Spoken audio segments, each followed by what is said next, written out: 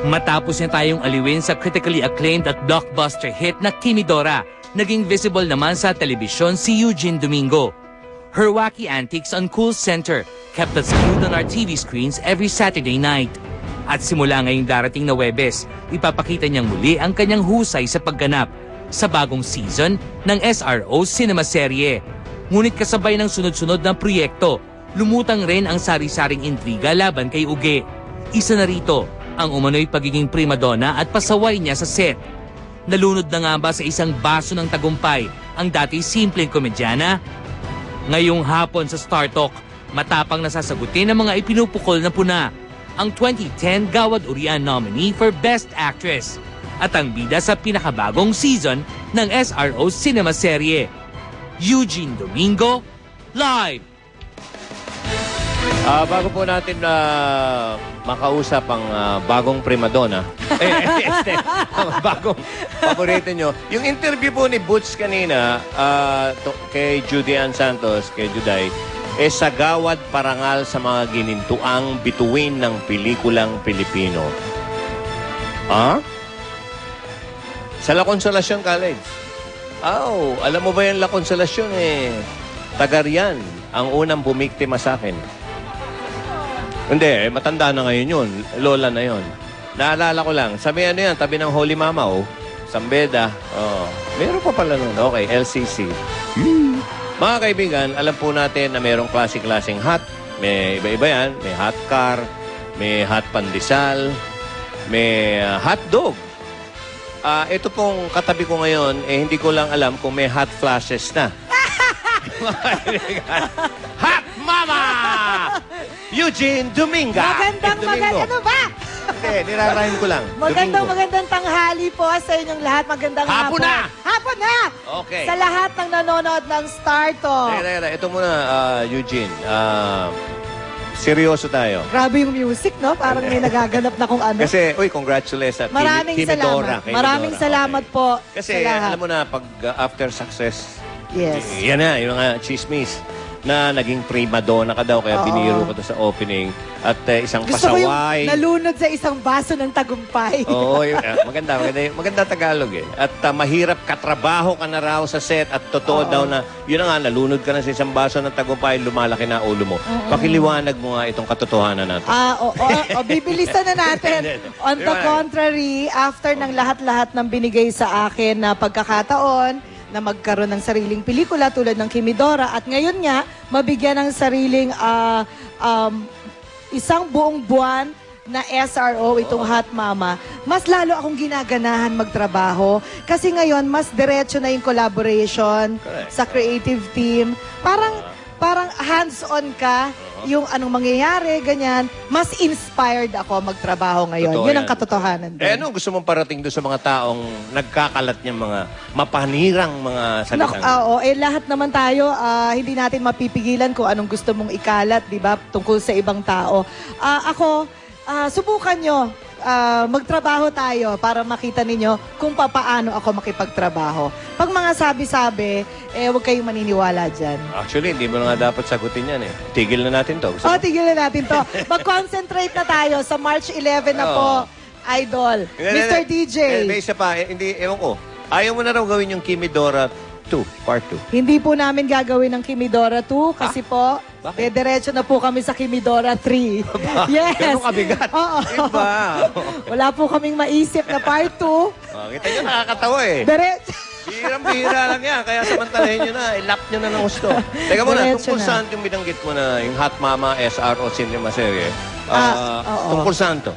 Alam mo, sa totoo lang, ito na yung pinaka-daring na ginawa ko, ha? Daring? Anong ibig sabihin ng daring? Yung gustong-gusto mo. Halos pakita ko na.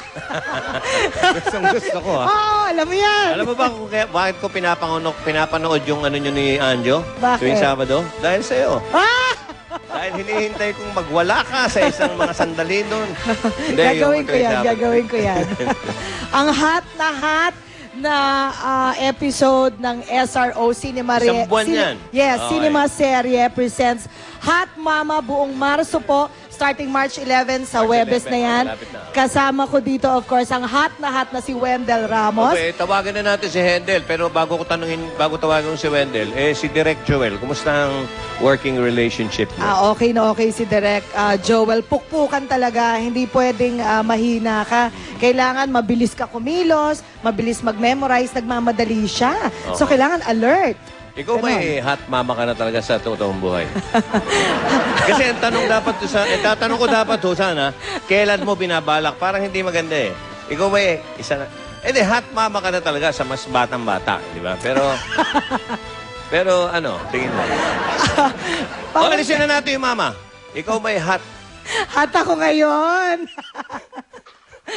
Ilang araw na akong hot. Hindi, hot ka ngayon sa karir mo eh. Yun Oo. Nagpapasalamat talaga ako sa mga nagpapahat sa akin.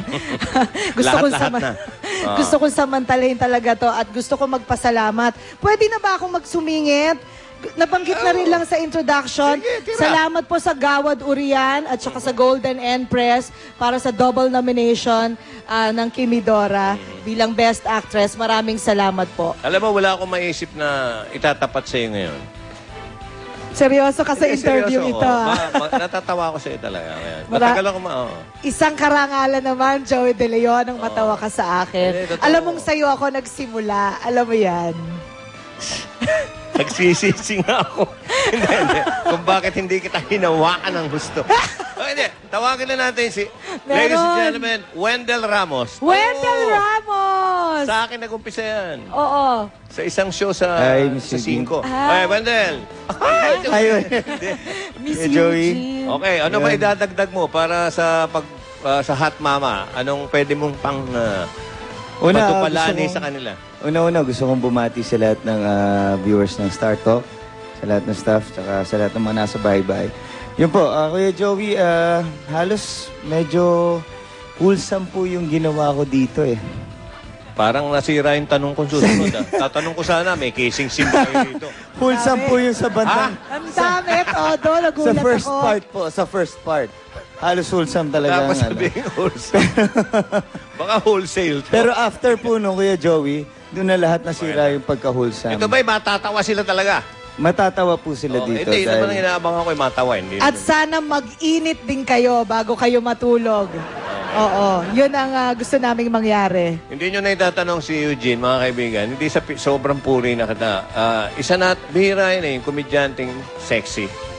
Kuya Joey, Ano nangyayari sa'yo? Hihina ka na, Ano no? nangyayari sa'yo? Hindi, wala. Naalala lang kita eh. Ano to? Naalala lang Bakit? kita. Meron ako sanang gusto sabihin sa kanila na ikaw ay isang tunay na aktres sa tabla, sa entablado. Sa UP. Yes, opo. Sa tabla. Pwede ko bang sabihin yun na isa ka sa una sa naghubad? Pwede, oo. Si Eugene, hindi ko Thesis alam ko yan. yun. Isang tunay na aktres. Hindi ko... Pa-bold star na ba ako dito? Pinawisan, mga kaibigan. Naghupad po yan dahil basa ng pawis. Nainitan. Kainitan. So, marami pa po. imbitahan nyo na sila. Sige. Yes, panoorin niyo po ang pinaka-daring na ginawa ko sa telebisyon. Lahat-lahat na napampainit para sa summer na ito bago kayo matulog. Sa lahat ng nagkakaroon ng problema sa kanilang mga tinatawag na sex life.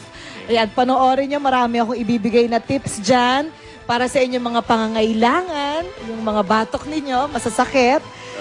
Panoorin ninyo ang Hot Mama starting March 11 sa Webes na po, buong buwan ng Marso. Inihahandog sa inyo yan ng SRO. Kasama, of course, si Maureen Larazabal and Wendell Ramos. And of course, andito rin no sila Victor Aliwalas, sino pa ba, Miss Ces Quesada, and sila Joseph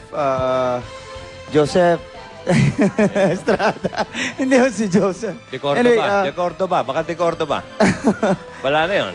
Anyway, abangan nyo po yun sa every Thursday. So, SRO and ay nahandugo sa inyo ng GMA to. And of course, mag-enjoy po kayo. Mula po sa direksyon ni Direk Joel Lamangan. Maraming salamat po. Thank you, Wendell, and thank you, Hot Mama. Gusto ko magpasalamat sa GMA. Maraming salamat sa pagkakataong binibigay nyo sa akin. Maraming salamat. Okay. Thank you, sexy mama. Wow. Thank you, Nangihina Rick. ka na, no? Oo. Okay, mga Thank you, kaibigan. Star Talk. Kanina po, kasalan.